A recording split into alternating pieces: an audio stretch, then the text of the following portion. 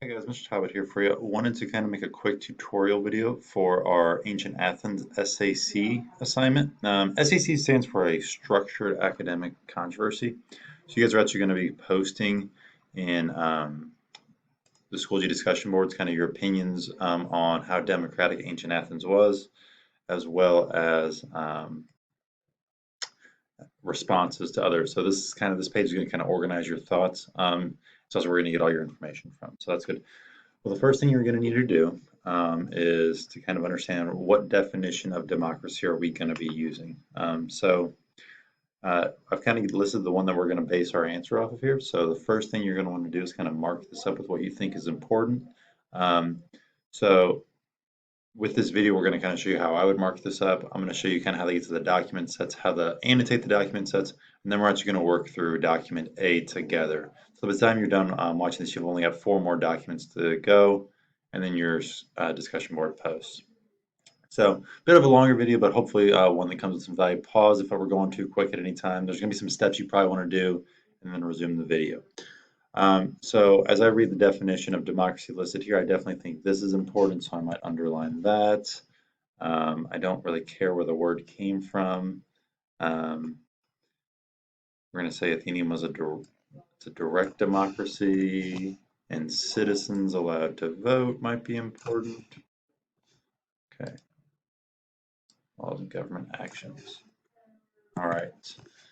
All right, and this is different from that from a representative, but since we're looking just at ancient Athens, we don't really care about that. So those are the kind of the key things I'm going to be thinking about. Power coming from citizens, to direct democracy, citizens being allowed to vote on government actions. That's the things we're going to want to kind of keep an eye out for as we look at the documents. So the next part, we're going to kind of look at some of these documents.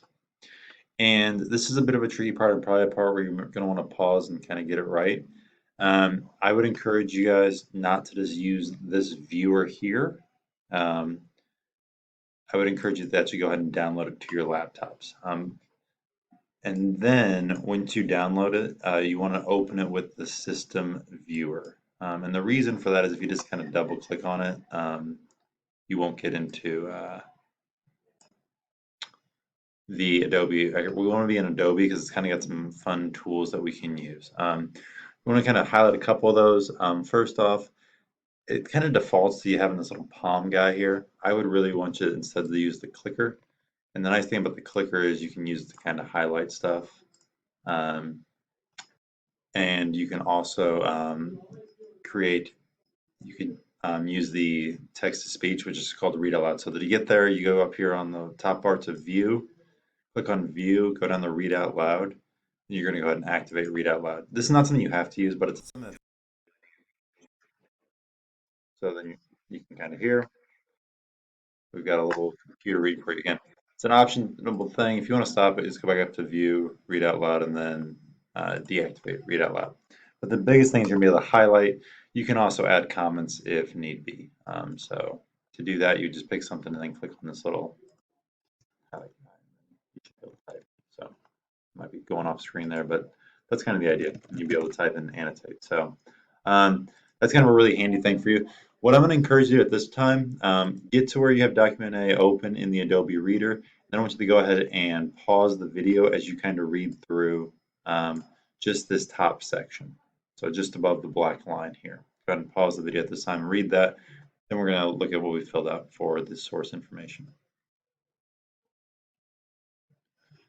So once you've kind of read that top paragraph, what this is going to help you answer is, we go back over here to our document, is going to be these questions here. So who is the source and why would they be a good source for determining how democratic Athens was?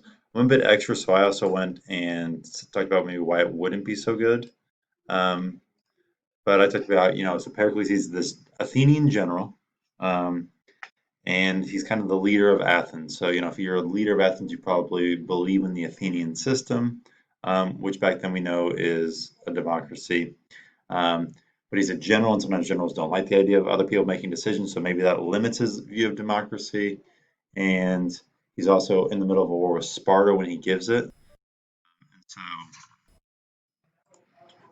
with that,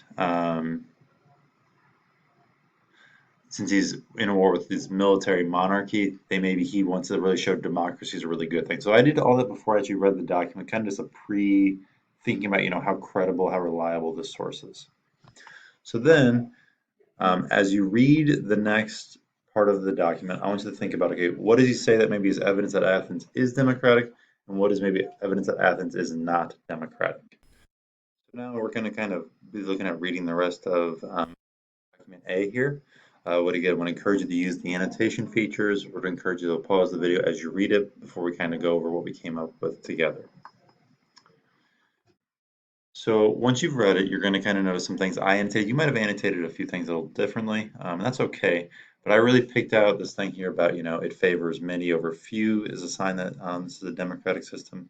But I also noticed that, it talks about, you having to obey the magistrates and the laws. And you'll notice with these documents that there's vocab terms that are kind of defined for you to make your life a little bit easier, kind of as we look at primary sources.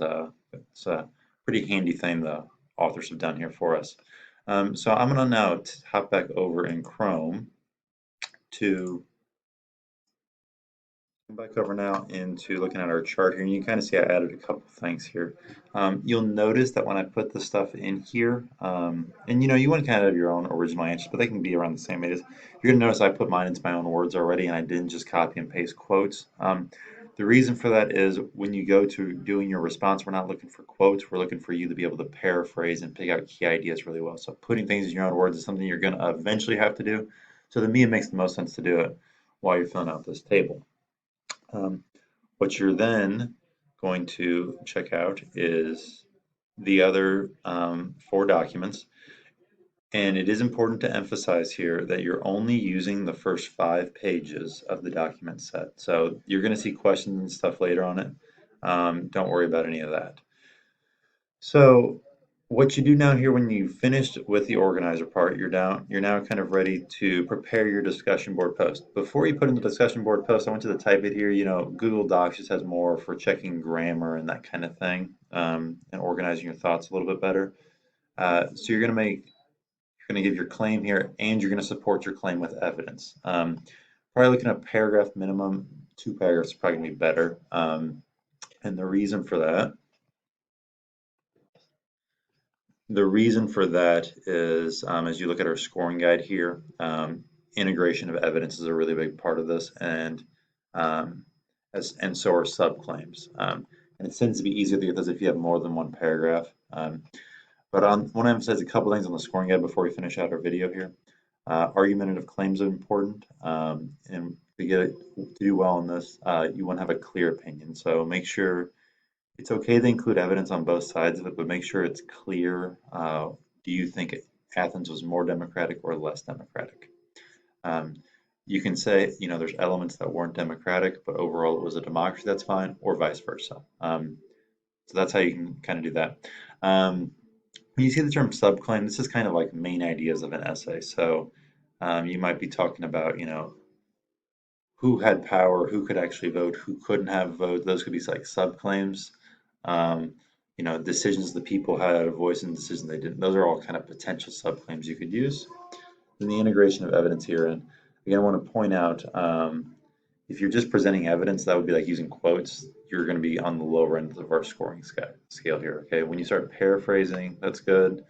When you paraphrase it in the right spot and it backs up your claim and your subclaim, that's how you kind of get further and further over here. And then the last thing here, when you contextualize your evidence, that's where you're going to use that information from, maybe why is Pericles reliable or why is he not reliable? That's going to be that contextualized, and that's how you're going to get all the way over on the scoring guide. When you finish that, you're going to post your response into the Schoology discussion board. And then as you might expect with it being a discussion board, you're going to respond to others. And this down here is going to kind of give you an idea of what we're looking for when you are responding to others. So when you respond to those others, you want to try and pick someone that has a different opinion from you, because that's going to let you kind of drive the conversation a little bit further forward. That's going to help you do a little bit better. So that's what question 7 helps you kind of prepare for. This is the biggest assignment we're doing in this unit, so really want to take your time on it, really want to do a good job. So please, please, please contact me if you got any questions about it. And good luck, guys.